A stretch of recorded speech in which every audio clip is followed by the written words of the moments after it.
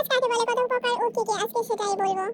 আমি প্রথমত কাজের চেয়ে অকাজই করে থাকি বেশি, কিন্তু আজকে অকাজটা এত সুন্দর একটা কাজ হয়ে দাঁড়াবে আমি বুঝতেই পারিনি। ফেসবুক স্ক্রল করলে অনেক অনেক প্লাস বানানোর ভিডিও সামনে চলে আসে। অনেকেই প্লাস্টিকের কৌটা, তারপরে চশমার ব্যাগ, তারপরে জুয়েলারির ব্যাগ, চশমার কৌটা, এসব দিয়ে অনেক অনেক ক্লাস তৈরি করছে। আজকে আমিও একটা ট্রাই করছি, আর এটা হচ্ছে একটা ক্রিমের কৌটা। প্রথমত আমি এখানে চেন এড করে নিয়েছি। এমন লম্বা একটা চেন এড করছি, দেখে মনে হচ্ছে প্লাস যে হবে, কৌটার চেয়ে চেনের ওজন অনেক বেশি।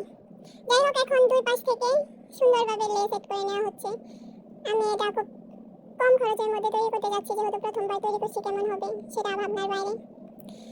দুই পাশে সুন্দরভাবে লেস এড করার পর এরকম হয়ে গেছে। এখন ধরে মনে হচ্ছে ব্যাগের ওজনের চেয়ে চেনের ওজন বেশি হয়ে যাচ্ছে।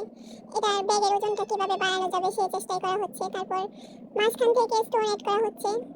প্রথমে মনে হচ্ছিল যে একটা ডিজাইন করে নেওয়া হবে, কিন্তু পরে আর সেটা মাথা থেকে চলে গেল। পরে একের পর এক স্টোন এড করে নেওয়া হচ্ছে। যেহেতু এখানে একই ধরনের স্টোন, তাই আর কোনো ডিজাইন করার কথা মাথায় আসেনি। একটার পর একটা স্টোন শুধু বসানোই হয়েছে আঠা দিয়ে। আজকে এই জিনিসগুলো তৈরি করার জন্য এক্সট্রা কোনো কিছু আমাকে কিনতে হয় নাই। বাড়িতে যেগুলো ছিল সেগুলো দিয়ে এই সুন্দর কাজটা তৈরি করা হয়েছে। প্রথমত এক সাইড থেকে বসানো হয়ে গেছে, কেমন জানি খিবিজিবি মনে হচ্ছিল, হিবিজিবি। তারপর সুন্দরভাবে সাইড থেকে রাউন্ড করে একটার পর একটা স্টোন বসিয়ে আনা হয়েছে। এই তো এভাবে বসানো হচ্ছে। দেখা যাক সম্পূর্ণ স্টোনগুলো বসানোর পর আমাদের এই সুন্দর কাজটি কেমন দেখতে হয়।